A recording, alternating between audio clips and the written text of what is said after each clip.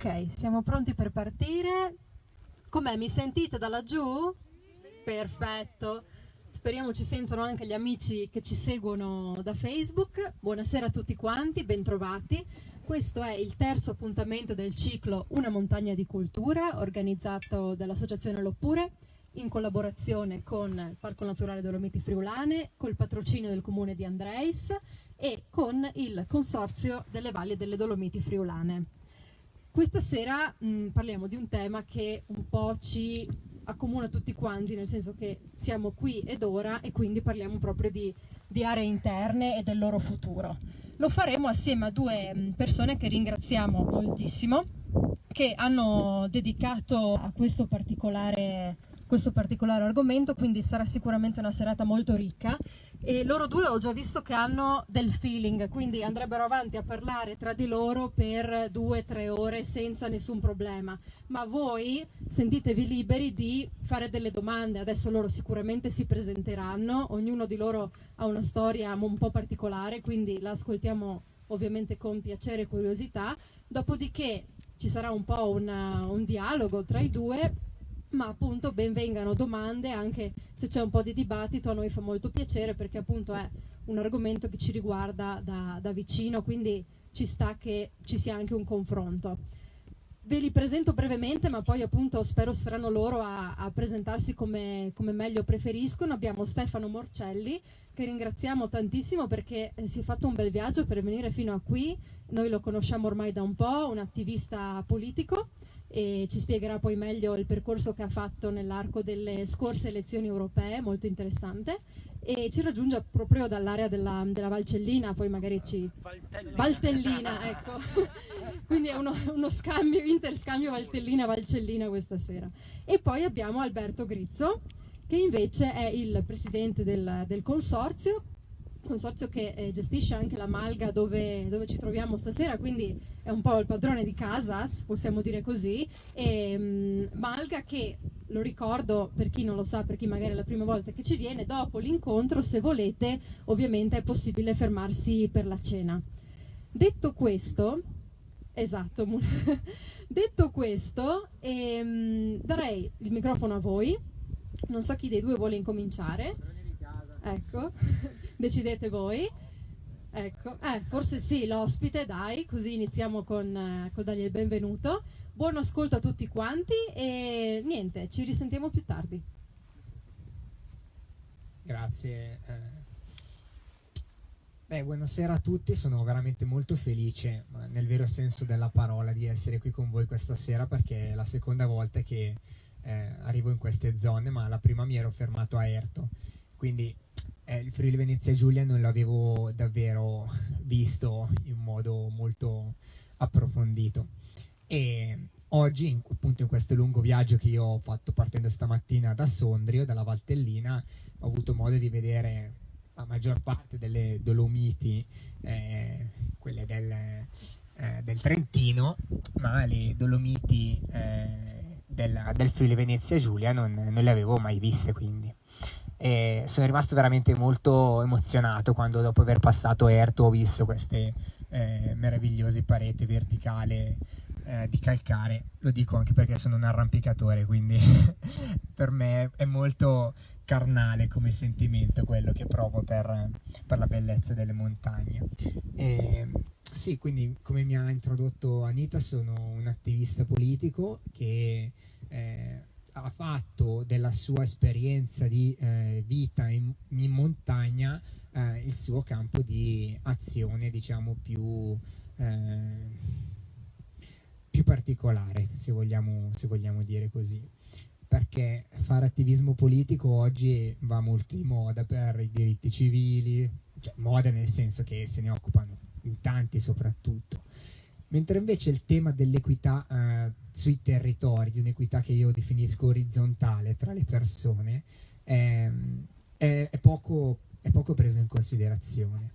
È poco preso in considerazione soprattutto dalla politica, perché territori di montagna, delle aree interne, sono dei piccoli bacini elettorali, hanno pochi voti e quindi hanno poco interesse politici a interessarsene quando lo fanno magari cercando di promettere qualcosa che molto spesso è realizzabile, però giusto per raccattare quelli che possono essere i voti di qualcuno che ci può credere in quello che promettono.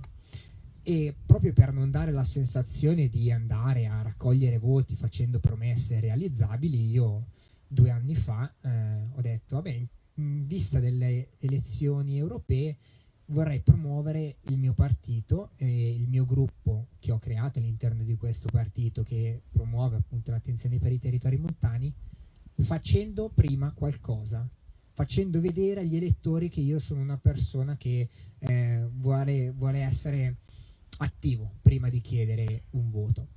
E così mi sono sparato qualcosa come 2850 km in bicicletta, partendo dalla Spezia, che è il punto più a sud della circoscrizione elettorale di nord-ovest, e viaggiando in tutti i territori interni della regione Liguria, Piemonte, Valle d'Aosta e poi Lombardia. È stato un viaggio che mi ha permesso prima di tutto di vedere dei luoghi meravigliosi, perché vivere con una bicicletta i territori è quello che ti permette nel modo più veloce ma più autentico di vedere, di poter ammirare lentamente quello che hai intorno a te. Non è un controsenso dire veloci e lentamente, nel senso che se cammini e basta hai poca strada da poter fare tra un punto e l'altro. Invece con una bicicletta, oggi grazie alla pedalata assistita, si ha la possibilità di fare anche centinaia di chilometri in un giorno solo.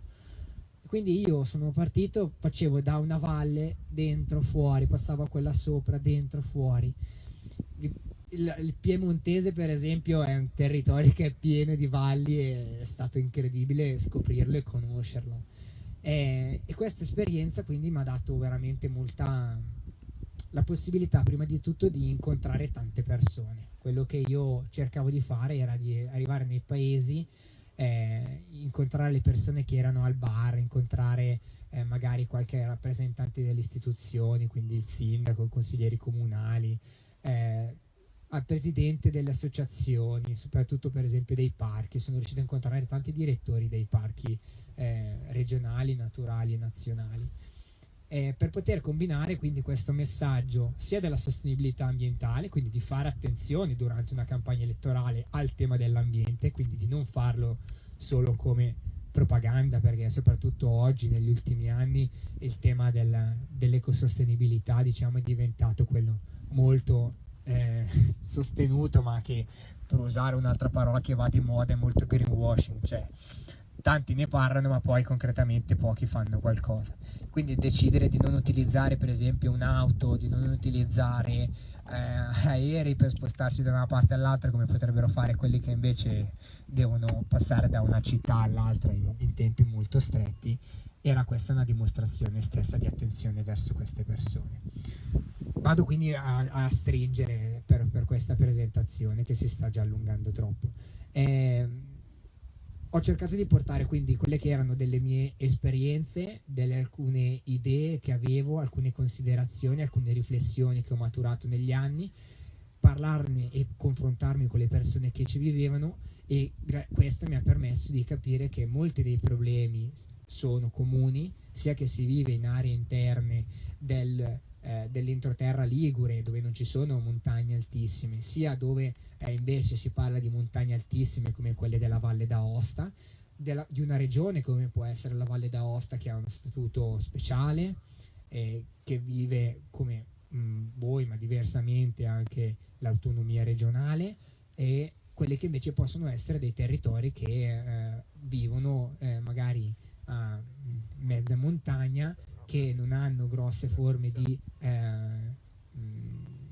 di economia locale, che non sono riuscite con il tempo a sostenersi nel cambiamento dall'economia di sussistenza agricola all'economia che oggi invece si è sviluppata all'interno dei mercati più recenti, e che riescono a generare, diciamo, anche maggiore ricchezza per i cittadini.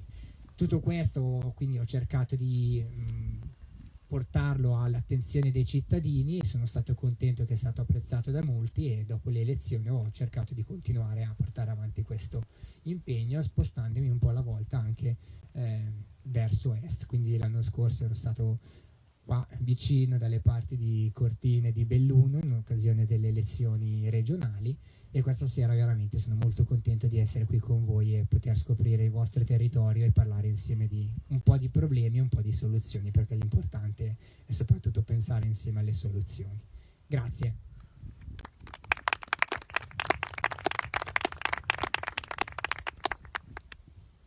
Un saluto a tutti da parte mia del Consorzio Valli Dolomiti Friulani e benvenuti a Malgafara, che per noi è un punto di riferimento perché è sia luogo, come si vede, di dibattito e discussione, ma è anche luogo di pascolamento, quindi animalità e animale umano e animale non umano si incontrano facilmente in questa dimensione.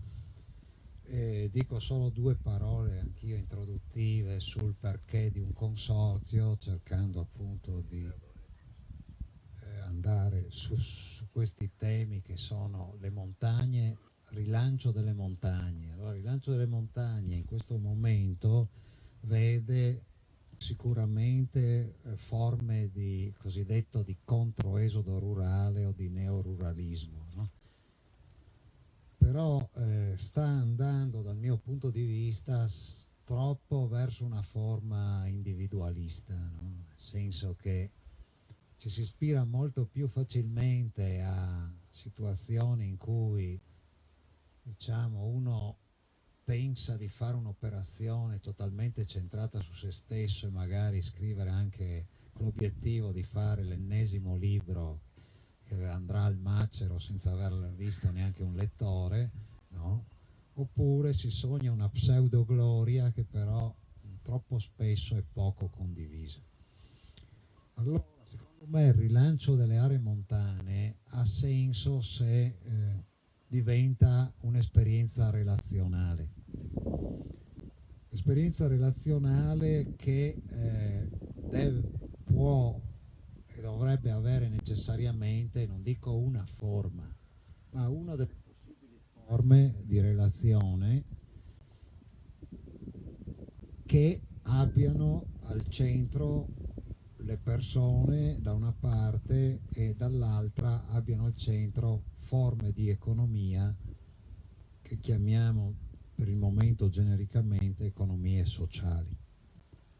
Allora noi abbiamo deciso di fare un consorzio che però non è una società consortile, è un consorzio con finalità mutualistica, mossi dall'idea che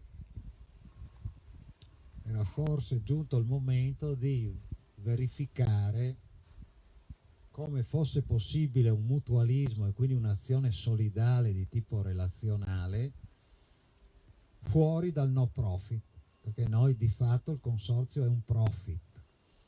Allora questo pensiero che il profit non possa esprimere condizioni di relazione, tenete conto che non sto facendo non sto contrapponendo al no profit, no? Anzi, io ho grossa esperienza di cooperazione, quindi voglio dire, non mi permetterei mai di contrapporre nei due modelli, però quando vedo, siccome tendo per natura a privilegiare le minoranze, no? Quando vedo che tutte le azioni mutualistiche vengono sempre lette come azioni di tipo no profit, la considero una forma diseducativa, perché il profit è il primo che dovrebbe essere interessato a sviluppare delle economie di relazione. Allora, questo è il primo tema. Il secondo, con cui ho accettato in qualche modo di fare questa sfida sulle aree montane, abbandonando il mio precedente lavoro di direttore sociosanitario dell'azienda sanitaria, è quello di vedere, verificare, toccare con mano se sono ancora possibili delle economie in area montana.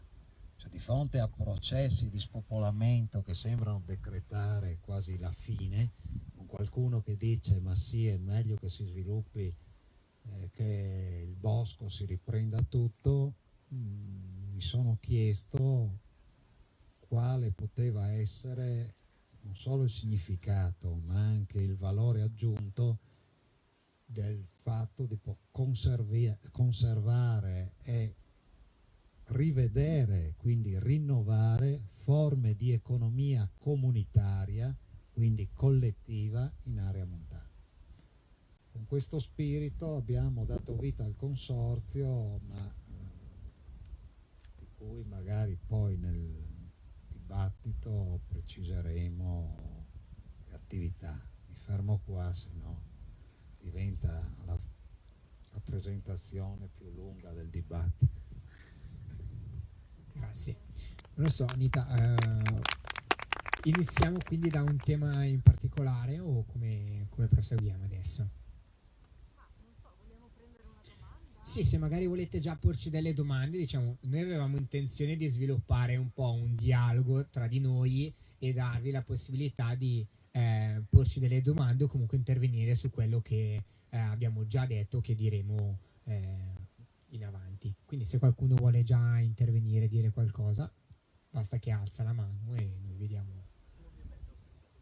Vai Joshua. Bravo Joshua. Da microfono così anche gli amici su Facebook ci sentono.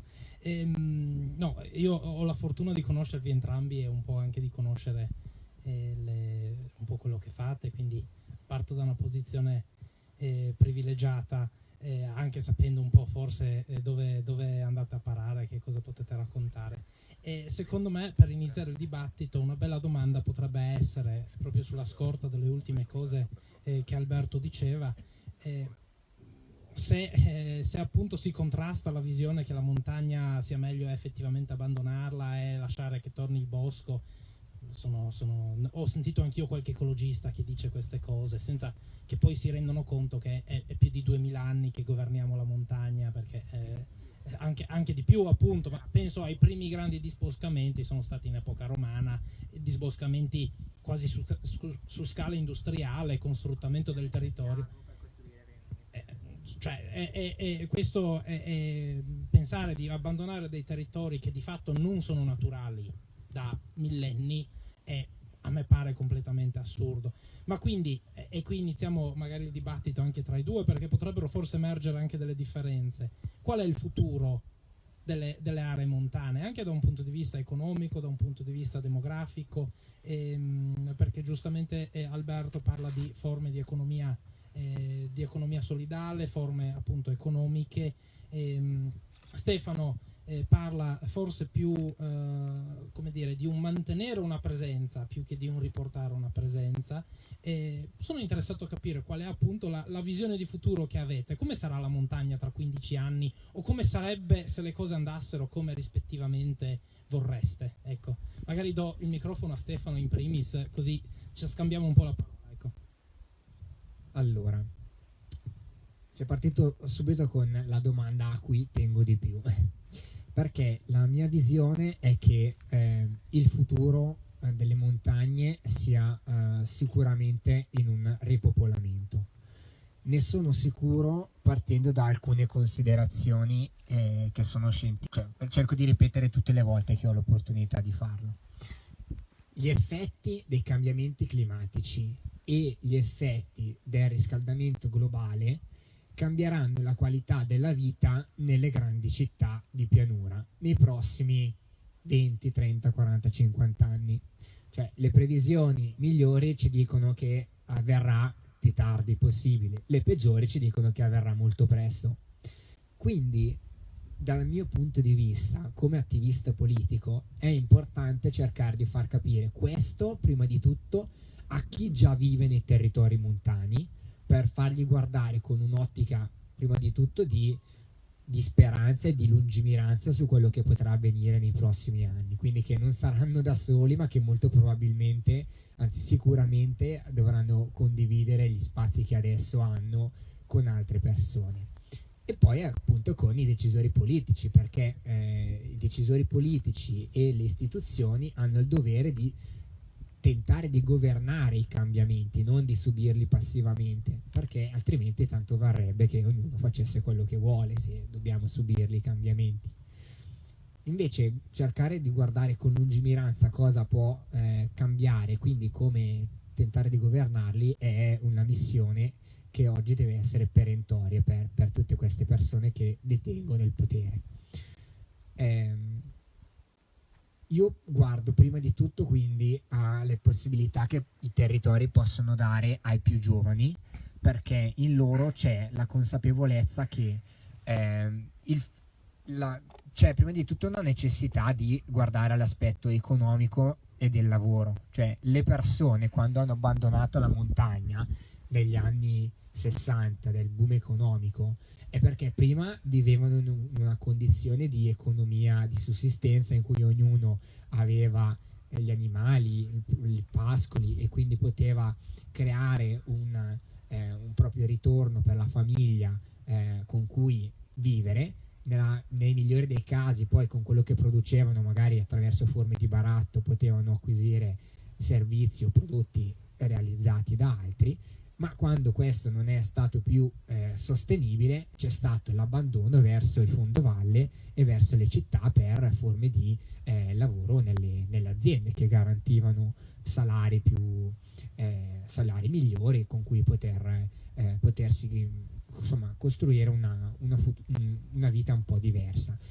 Questo è stata una voce ripetuta proprio durante la mia campagna elettorale. Il Piemonte, le valli del Piemonte sono state caratterizzate da questo spopolamento che è andato verso il fondovalle, dove hanno iniziato a ingrandirsi gli stabilimenti che lavoravano nell'indotto della Fiat soprattutto, e quindi questo è stato molto esemplare di quanto si siano perse le persone che vivevano e lavoravano nelle alte valli del Piemontese.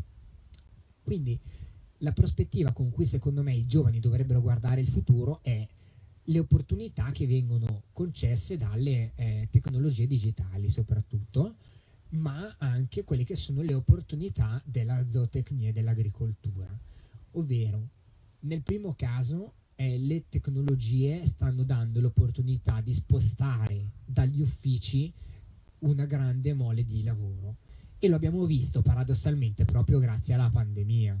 Cioè, per quanto male possa aver portato questa situazione, ci ha mostrato di come tanti lavori possono essere fatti fuori dagli uffici e in contesti in cui uno può sì magari lavorare 6-8 ore al giorno a un computer, ma poi uscire dalla propria stanza, dalla propria casa, e vivere in un contesto spettacolare come può essere questo, perché noi in questo momento siamo in diretta su Facebook, quindi significa che abbiamo una connessione a internet e qualcuno qua potrebbe venire, passare la propria giornata e fare il lavoro e poi la sera fare quello che vuole qui alla Maglia, ospite dei nostri delle persone che sono qui.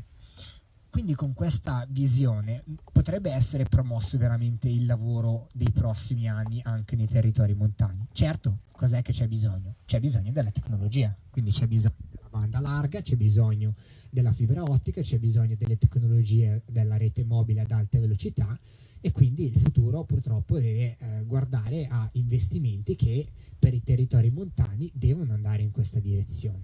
Quindi il piano della banda ultralarga nei territori montani è arrivato in ritardo rispetto alle grandi città, perché comunque è un'infrastruttura che deve essere posata, per la quale ci vuole il suo tempo, e raggiungere tutti i centri delle frazioni, diciamo, dei paesi di montagna può essere molto complicato, però è quello con cui il verso per cui dobbiamo guardare il futuro. Invece il secondo aspetto che accennavo, quello della zootecnia, dell'allevamento e dell'agricoltura, è basato sul concetto della valorizzazione del prodotto che noi definiamo tipico, ok, molto spesso, ma che deve abbandonare il valore di tipicità e abbracciare quello di unicità, secondo me, ok? Cioè il fatto che l'Italia e che i territori montani siano da sempre caratterizzati da prodotti agricoli che sono unici, che sono perché realizzati in territori che sono quelli solamente in quel luogo, cioè non è come pianura padana che fai il grana padano tutto uguale o il parmigiano reggiano tutto uguale. Qui se fai il formaggio in quei prati col pascolo di questa malga avrà un sapore diverso rispetto ai prati che ci sono su quella costa su lì, perché prende un insolamento diverso, perché prende cioè ci sono delle caratteristiche diverse. Quindi la valorizzazione di queste cose, e anche in questo senso grazie all'approccio che può dare il digitale, quindi alla promozione ma anche alla vendita, quindi la vendita diretta che si può dare dal produttore al consumatore, oggi apre delle possibilità che soprattutto i giovani dal mio punto di vista possono essere colte. Ovviamente non tendo a dimenticare chi non si considera di rientrare in queste fasce di età, ma nel mezzo c'è comunque tutta un'opportunità da poter continuare a costruire anche per chi oggi vive e vuole trasferirsi in montagna, perché in montagna trova appunto delle condizioni di vita migliori. Mi fermo qua perché sembra di aver già parlato tanto. Mi aggancio al tema, pur essendo io diversamente giovane, no?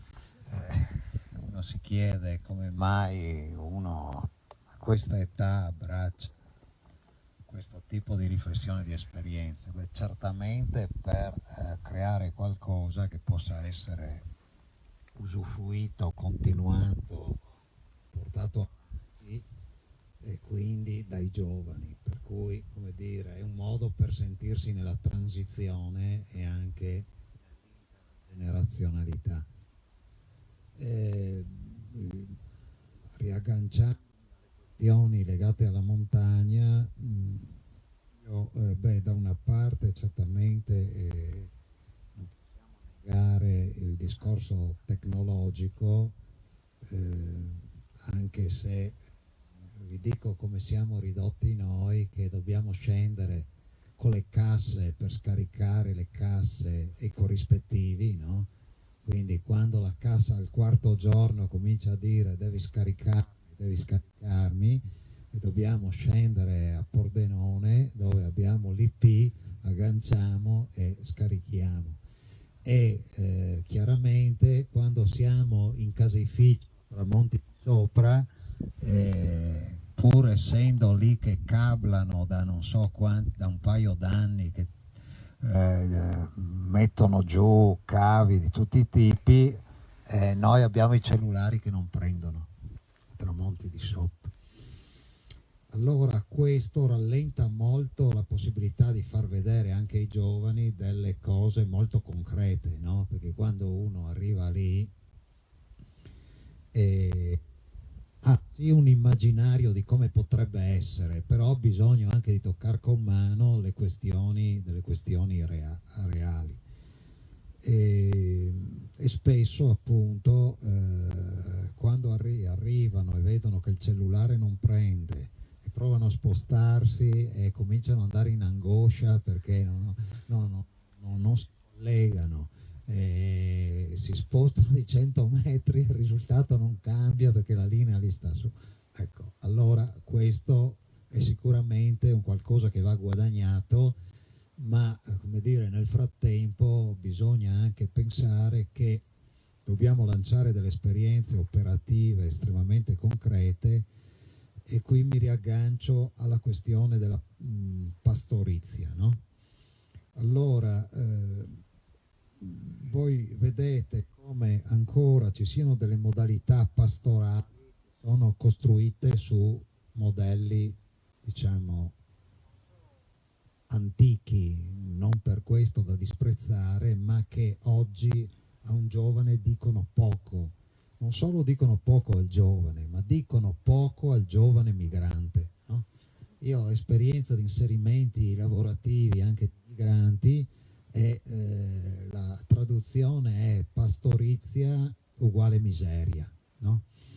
Allora il tema dell'allevamento in area montana è un problema reale che però come dire, non può essere affrontato pensando che qualcun altro che faceva questo mestiere a casa sua possa farlo anche qua, no? Perché se a casa sua è miseria anche qua. e soprattutto la sua reputazione di colui che ha affrontato un viaggio, casini di tutti i tipi, per arrivare qua e fare quello che faceva là, che è miseria, è drammatico, no? Allora il bisogno di rinnovare i temi della pastorizia è fondamentale, però su internet c'è da 2 anni annunciata la nuova scuola di pastorizia, no? Che non parte mai, non c'è neanche l'elenchetto con i corsi, oppure che si fa finta, di solito si pubblica il percorso curricolare e poi lo si lascia lì, ma almeno si è fatto qualcosa. Allora, io mi immagino una pastorizia dove il pastore usa la tecnologia e la usa, noi la stiamo usando, però siamo, ripeto, penalizzati dal fatto che prendiamo e non prendiamo, sul REST, dove per un errore istituzionale non abbiamo ristrutturato, potuto avere la casera ristrutturata quest'anno, quindi non abbiamo potuto mandare il pastore, stiamo facendo coi radiocollari, no? Stiamo facendo pascolamento libero coi radiocollari. Però prendendo e non prendendo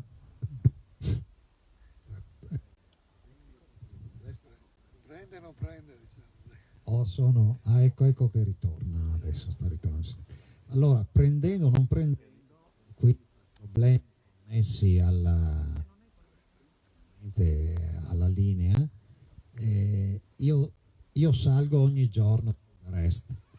È anche un pretesto per stare in quota in solitudine, splendido, a 1700 metri, no? Quindi una cosa poetica che si compensa per questo, perché se no sarei incazzato, perché pascolamento libero, no? Dove tu sei condannato, no? È un paradosso in termini, no?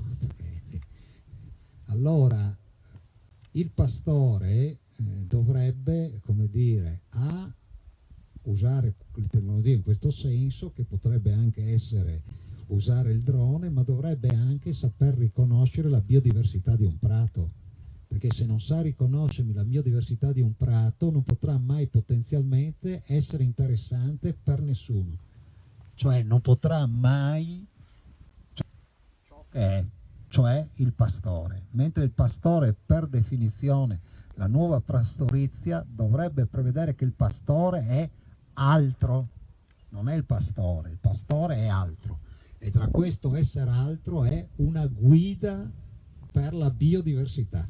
Allora la tecnologia gli fa dire, boh, se le pecore vanno possono andare, perché io dialogo con il turista che si accompagna con me, che so spiegargli le piante, so spiegargli la morfologia, cioè so dargli quel punto di vista che lui da solo non riuscirebbe a conquistare. Ecco, allora secondo me il mix di queste questioni, che però richiede alte competenze, formazione ed educazione, ecco perché che mi incazzo quando non vedo neanche il curriculum di quella benedetta scuola della pastorizia, no? Perché a questo punto mi chiedo, le università non lo fanno, e questi altri qua che dovrebbero essere la rete di non so che cavolo di cosa non lo fanno.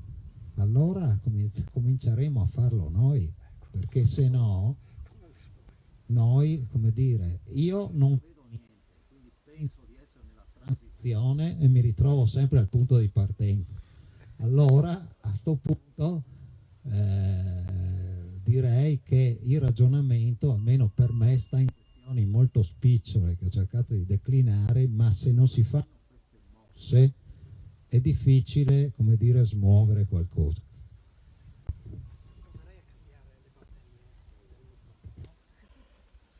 No, Joshua, di solito quando la cassa non è, la cassa dovrebbe stare un po' rivolta secondo me verso il microfono. Ok, allora tu dici sia un problema di cassa.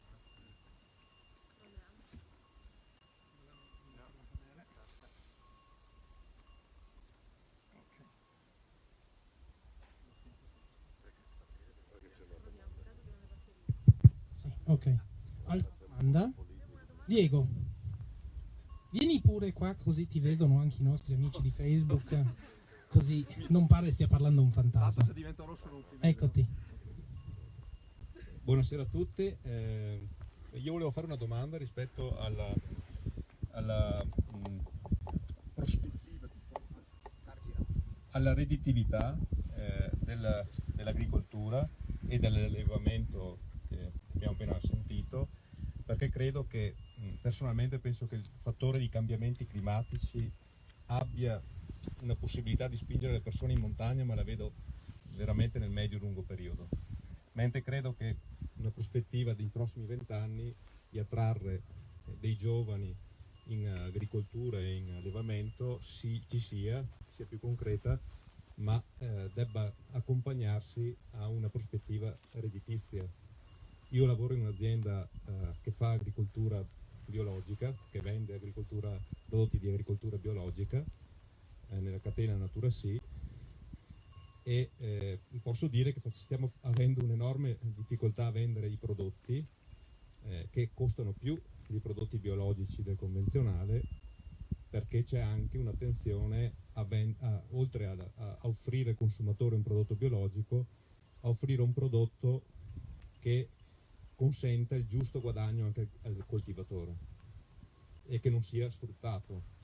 E stiamo facendo fatica, perché evidentemente, benché sia aumentata la sensibilità dei consumatori, probabilmente non è così ancora sufficiente per riconoscere il valore. Secondo voi ci sono le condizioni per attrarre i giovani con questo fattore qui, insomma? Grazie. Non so chi vuole rispondere. Provo a dire qualcosa. No, il tema della redditività ovviamente è un tema centrale, perché il tema di fare economia in area montana è un tema che ci induce chiaramente a parlare di guadagni e di perdite.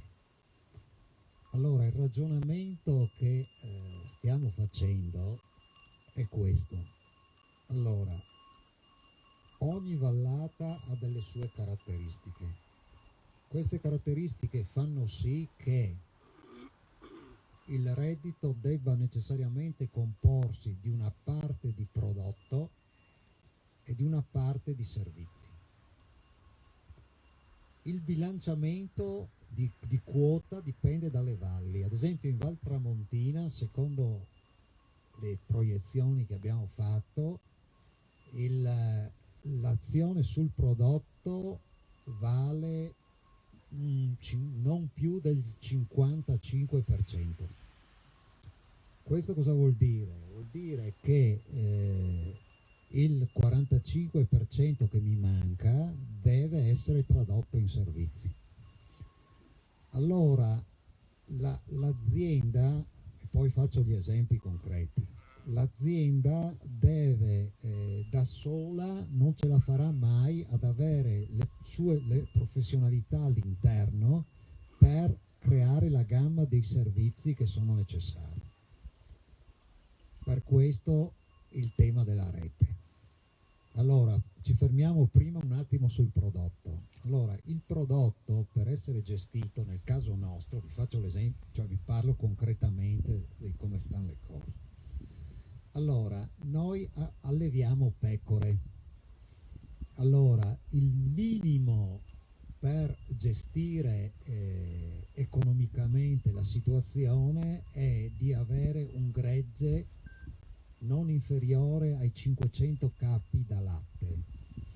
Questo perché? Perché chiaramente, avendo una lattazione che non dura più di 5 mesi, tu devi avere continuità di prodotto, quindi devi spaccare il gregge in due e dire: faccio un primo periodo con un gruppo e poi con l'altro. Ma poi devi avere anche un gregge da carne, perché devi andare a trasformare il prodotto, perché se non lo trasformi, gli unici che stanno in piedi sono i transumanti, perché questi, pascolando e non avendo costi di alimentazione, tenete conto che noi con un gruppo di pecore da latte da 500 e altre 100 da carne spendiamo, pur pascolando fuori, circa sui 50.000 euro all'anno, no? Tanto per dare dei numeri, per farvi capire un po' la questione.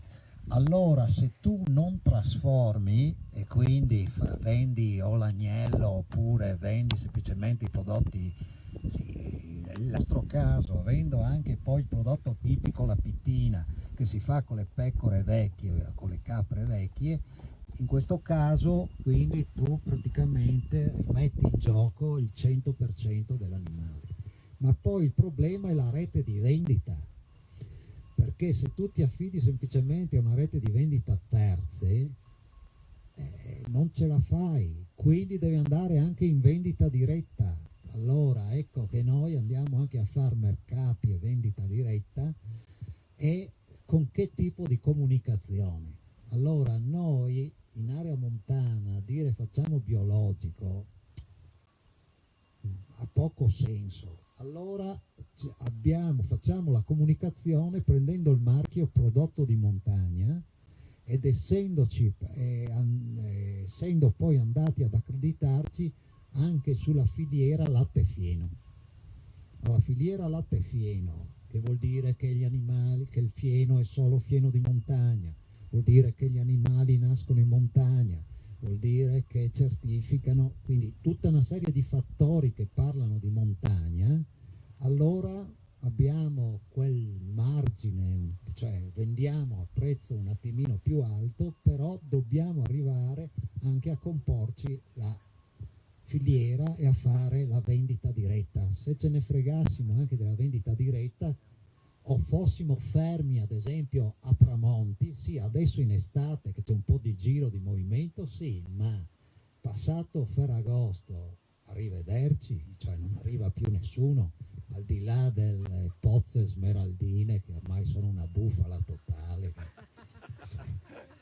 che si sgonfierà nel giro di, cioè se venite là e qualcuno vuole vedere le pozze smeraldine viene da noi, andiamo a vedere le pozze, ma quello là è una roba, boh, quindi al di là di ste sparate qua però ecco, boh, quindi il prodotto è un casino, perché se devi fare questo più quello più quell'altro, capisci bene che ci vuole un'organizzazione, ci vogliono i mezzi, perché vi faccio un solo esempio.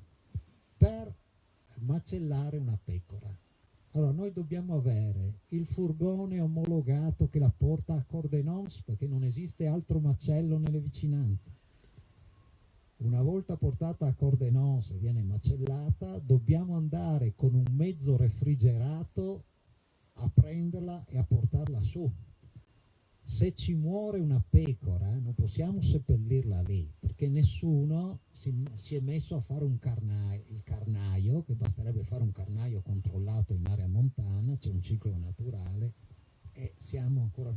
Quindi tutti i costi indotti sono pazzeschi. Allora capite bene che anche concentrarsi solo sul prodotto non basta, allora bisogna fare i servizi. Allora io qua apro uno spunto sul tema che le questioni di salute nei prossimi anni, e anch'io qua metto la mano sul fuoco, si giocheranno in area montana, sicuramente, perché pensate tutti i temi legati alle dipendenze, i problemi che derivano da problemi d'asma eccetera, e anche le risorse naturali dove stanno prevalentemente in area montana. Allora un'azienda deve dirci, ma io rispetto al tema salute cosa posso dare? Posso dare ad esempio valutare se qualcuno all'interno dice io faccio la formazione in Shirin-yoku, in forest bathing come lo chiamano adesso, no? Oppure rispetto ai temi dell'inclusione sociali posso fare qualcosa come azienda, agricoltura sociale, rispetto ai temi turismo posso fare qualcosa come azienda. Pensate che io ad esempio il 14 di agosto cosa faccio? Faccio la mini transumanza dalla Malgaresta, che la sera rest, poi in cima faccio il rinfresco su, tanto le pecore sono telecomandate, vanno su da sole. Quindi non c'è pericolo che il turista non riesca a condurli, quindi gli dico: voi siete i cani da pastore, vado su senza cani, voi siete i cani da pastore, no? In modo che dopo, se non si comportano bene, gli dico brutti cani, no? Vanno su e là poi c'è la degustazione in quota, che vuol dire che pagano una quota per andare su, hanno rinfresco, però dopo quando scendono passano in caseificio. Allora, che i moduli siano questi o altri, eccetera, però il tema è cos'altro riesco a mettere vicino. Io insisto sempre sul fatto di dire, quando ho un prodotto non devo mai limitarmi a dire questo è il prodotto che ha la sua sviluppo e il suo esito. La domanda vera che devo farmi è: che cos'altro è questo prodotto che ho in mano? Perché una mela non è una mela.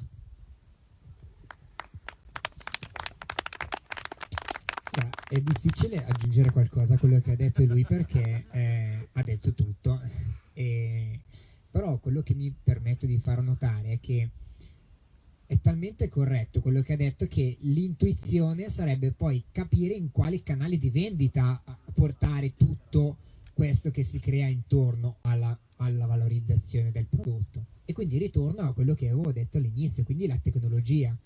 Voi immaginatevi cosa significherebbe vendere questi prodotti come esperienze del territorio al turista che è nel mercato che si chiama internet, che oggi è accessibile a 6 miliardi di persone. Quindi non diventa solamente una questione di vendere il prodotto yogurt, latte, formaggio, ma significa vendere il prodotto esperienza, ok? È tramite la vendita del prodotto esperienza che noi possiamo prima di tutto portare quindi anche nuove forme di turismo, portare nuove forme di clienti, portare nuove forme di economia che hanno il concetto di circolare nel vero senso della parola, perché tu lo porti ad avere una esperienza unica legata al tuo territorio che è unico e la valorizzi in un modo veramente complementare a 360 gradi. La questione del biologico invece ho un'idea un pochettino differente, nel senso che in campagna elettorale ho avuto la possibilità di conoscere i concetti dei biodistretti. Ho visitato il primo biodistretto d'Italia, che sembra anche uno dei primi biodistretti d'Europa, in Val di Vara, dove c'è Varese e Ligure, in provincia di La Spezia. Lì mi raccontarono di come grazie a questo concetto del biodistretto riuscirono a cambiare l'economia locale legata alla zootecnia e alla pastorizia, perché il prodotto che negli anni 90 era un prodotto come tutti gli altri, in quel momento con l'indicazione di biologico, che allora sicuramente non era di voga come oggi, è riuscito a diventare un booster. Non stiamo parlando sicuramente di un prodotto di montagna con la difficoltà che ha invece il prodotto di montagna ad essere realizzato. Ho seguito però alcuni progetti europei che hanno portato allo sviluppo di biodistretti in aree montane, quella strettamente vicina alla mia della Valtellina, che è la Val Poschiavo. Loro hanno creato questo biodistretto 100% bio, appunto. L'hanno sponsorizzato. Stiamo parlando di un cantone grigione, stiamo parlando della Svizzera, stiamo parlando del fatto che hanno una mentalità che tu la vedi quando passa il confine, come cambia il concetto di agricoltura tra l'Italia e la Svizzera. Però col passare del tempo e di analisi che ho avuto possibilità di osservare in altri contesti, anche per esempio in Valle d'Aosta, il concetto l'opportunità del biologico mi pare che possa comunque essere un'opportunità legata sia al marketing, perché è un'opportunità che sul mercato può essere venduta meglio, con più facilità rispetto al prodotto tradizionale, definiamolo così, mentre concentrerei il ragionamento corretto che lui ha fatto sul prodotto di montagna, tenendo appunto presente la valorizzazione nella sua complessità. Vi porto questo esempio. Ho un caro amico giovane, che lui ha 30 anni e ha lavorato per un po' di anni a Milano come responsabile web marketing di alcune aziende. Poi con un amico che faceva il cuoco però non solo il cuoco, faceva un po' anche l'agricoltore appassionato di comunque prodotti locali, se mi passate questo termine, ha avuto l'idea di andare a contattare, conoscere, rintracciare i produttori di generi alimentari del luogo che avevano qualcosa in più di particolare, che li rendeva differenti rispetto ai competitors, ok? E dopo averli conosciuti e averli parlato assieme, hanno messo in piedi una bottega online.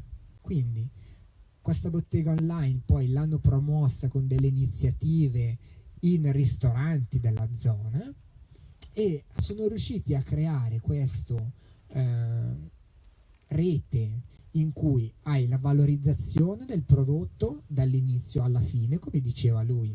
Intorno gli hanno creato un'esperienza che nella parte finale è addirittura quella della cena nel ristorante con i prodotti tipici che loro valorizzano, ma secondo dei criteri che hanno deciso di stabilire loro, tra virgolette. Quindi diventa poi anche una fiducia del cliente che dà alla loro piattaforma sulla loro capacità di selezionare dei fornitori che abbiano un qualcosa in più e che abbiano soprattutto quel qualcosa in più da raccontare.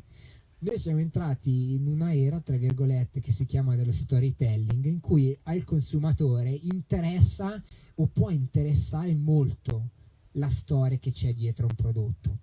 Chiaro, non tutti sono così sensibili da interessarsi, ma è un concetto che è monetizzabile questo, e quelli che fanno promozione turistica cercano di applicarlo in qualunque cosa oggi, ok? Riuscire a intuire, portare questo concetto anche nell'agricoltura, nella zootecnia, nell'allevamento di montagna, secondo me dà la possibilità di creare quella economia che può essere redditizia. Secondo me le due cose vanno quindi combinate, sia la valorizzazione di una rete generale che ruota intorno al prodotto e poi sfruttare le tecnologie affinché possa essere messo alla disposizione del mercato più ampio possibile.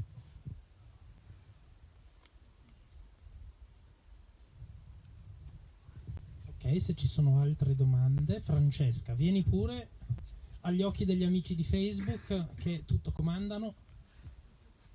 Eccoti, mi raccomando, adesso aggiusterò la telecamera, ma punta verso la cassa. Sì, mi convince moltissimo quello che avete detto, tutti e due.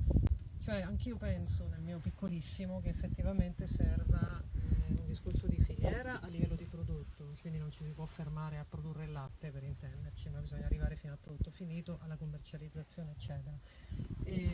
E a questo, meglio ancora, mi piace molto l'idea di associare anche dei servizi. La mia domanda è, per fare questo ci vogliono tantissime competenze, oltre che delle infrastrutture.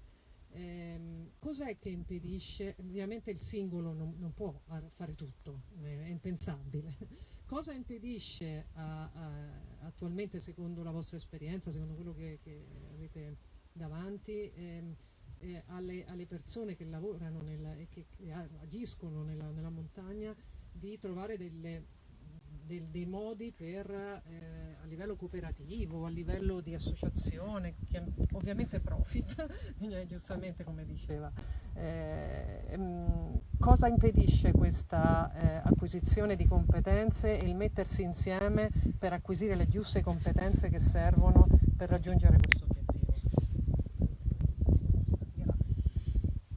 Allora, devo trovare il modo meno arrogante di dirlo.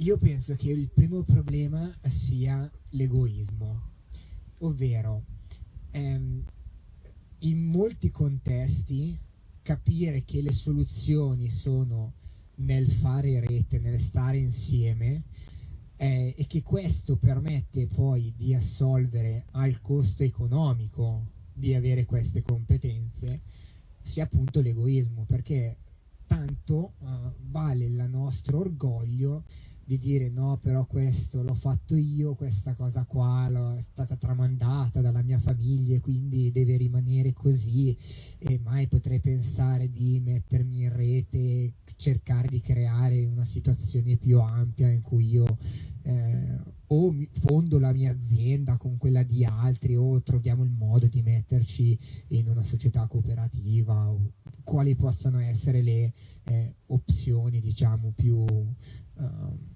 vantaggiose per raggiungere questo obiettivo, che però secondo me è molto importante, perché io sono un attivista politico di ispirazione liberale, ma credo fortemente nel fatto che quando le economie di scala crescono, se tu riesci a mettere assieme le aziende e farle diventare più grandi, poi tu hai anche il potere di pagare di più, prima di tutto i dipendenti e secondo le professionalità.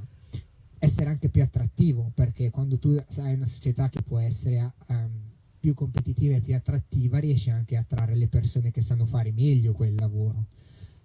Quindi, ripeto, può sembrare arrogante indicare l'egoismo delle persone, ma l'ho vissuto anche in prima persona. Io sono figlio di un artigiano, e quando guardo il mercato delle aziende che lavorano nel mio settore, mi rendo conto che nel mio piccolo comune siamo in 10 a fare lo stesso lavoro, tutti 10 piccoli artigiani, quando le economie di mercato ci dicono che sarebbe meglio riuscire a creare delle aziende più grandi che hanno più capacità di investimento, più capacità di innovazione tecnologica, più capacità di quindi attrarre anche i giovani che sono andati a studiare. Cioè, rendiamoci conto che quando si dice della fuga di cervelli, magari noi stiamo perdendo dei territori montani, anche ragazzi che sono andati a studiare e che hanno acquisito delle competenze che sarebbero molto utili per i territori, ma perché trovano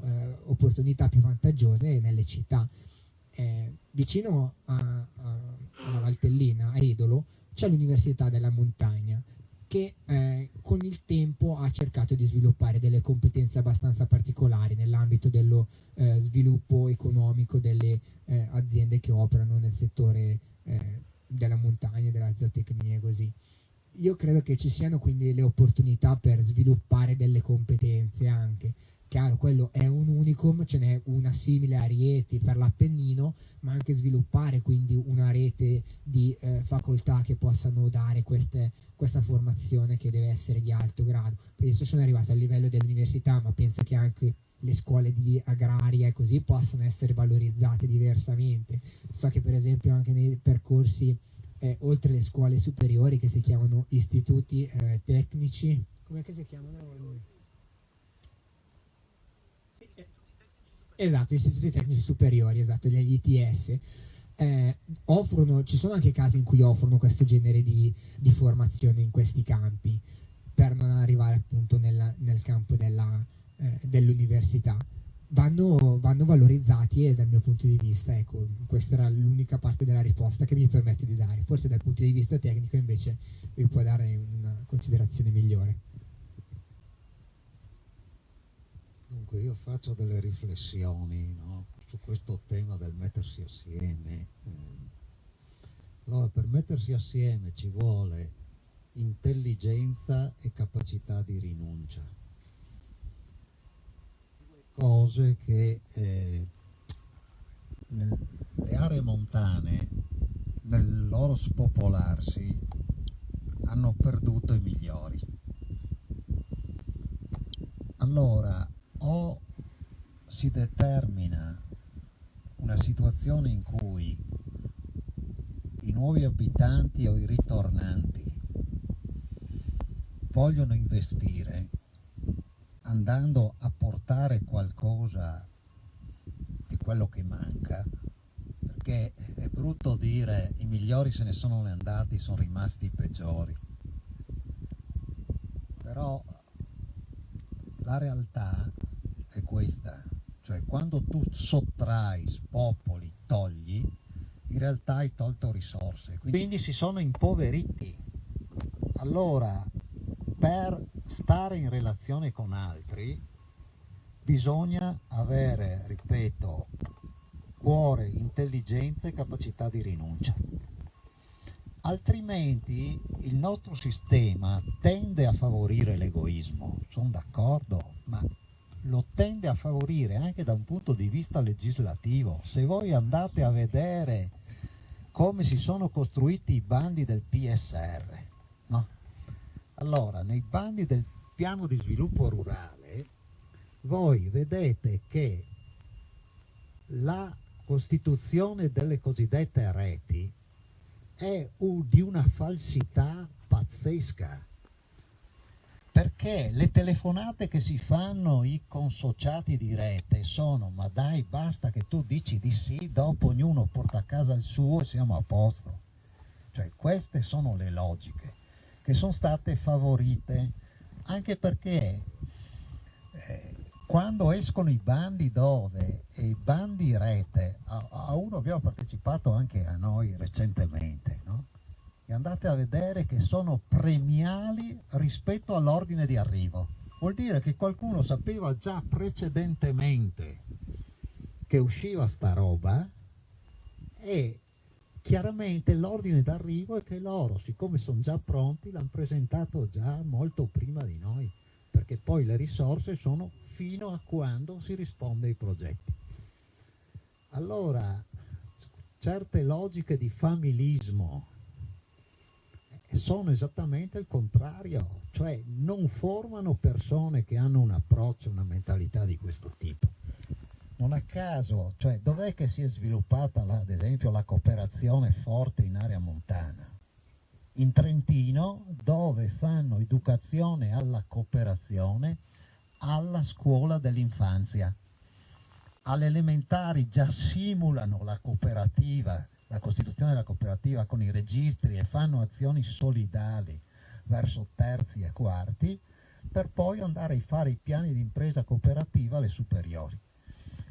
Allora qua manca un clima, questo clima però probabilmente si crea se consentono che ci siano delle esperienze che mettono sul campo in maniera concreta la possibilità di toccare progetti che hanno la relazione, la cooperazione e la solidarietà come loro premessa. Allora io dico, adesso io posso dire che il nostro consorzio è un consorzio di relazioni? No, nonostante noi abbiamo messo una carta etica alla base della costituzione di questo. Tu hai relazioni ancora, e si fa fatica a capirlo, hai relazioni con chi hai affari. Per cui se io vendo i prodotti di Tizio, Tizio sicuramente mi telefona. Se io porto qua e sono un punto di vendita per gli altri consorziati, mi telefonano. Però questa diciamo invece modo di stare assieme, che è orientato a dei valori, è un modo che dovrai costruire con le nuove generazioni che capiranno il senso. Per il momento andremo a fare azioni che sono di avvicinamento, nella speranza di poter mettere in campo forme, come nel caso del biologico, forme distrettuali. Cosa vuol dire? Che l'economia sta dentro una dimensione di distretto e quindi di una dimensione di relazioni per definizione. Cosa che ad esempio non si è determinata con i distretti di economia solidale, dove si sta ancora arrancando per cercare di far valere delle economie solidali che stentano a venire fuori. Allora la necessità fondamentale di varare esperienze dove si respiri quest'aria, non si facciano contratti di rete, cioè l'elemento del contratto deve essere costituito da un elemento del patto, perché il patto si forma sulla dimensione valoriale condivisa. Vediamo se c'è Se c'è un'ultima domanda la prendiamo. Se no, dato che il sole ormai sta andando giù e qui inizia anche a fare freschetto, ringraziamo moltissimo i nostri ospiti con un bel applauso, così ci scaldiamo anche le mani. Ovviamente ringraziamo anche il nostro pubblico che nel corso delle serate è andato via via crescendo e questo ci fa moltissimo davvero piacere. Vi ricordo che se volete potete fermarvi a cena qui in Malga con i prodotti montani che poi magari ci facciamo bene raccontare da Nicola mentre siamo seduti. Se volete potete lasciarci una piccola offerta all'interno della giara che adesso vi posiziona per sostenere l'attività dell'associazione. E detto questo, non so se volevate dare un saluto finale, un messaggio finale. Stefano, cosa dici? Sei rimasto soddisfatto?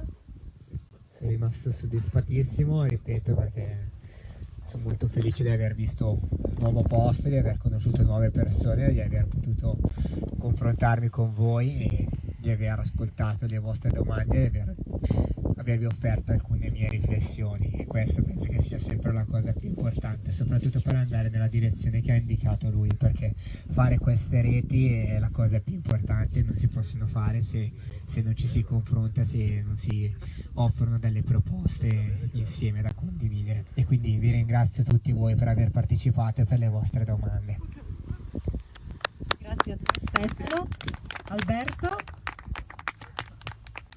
Io dico solo andiamo a fare un'azione conviviale che è quella attraverso la quale nascono le relazioni. Ottimo. Per un'altra occasione di relazione vi invitiamo il 20 di agosto per l'ultima serata del ciclo Una montagna di cultura. Grazie a tutti. Ringraziamo naturalmente anche gli amici di Facebook che ci hanno seguito, ho scoperto, in verticale per buona parte della conferenza. Gireremo la cosa per YouTube.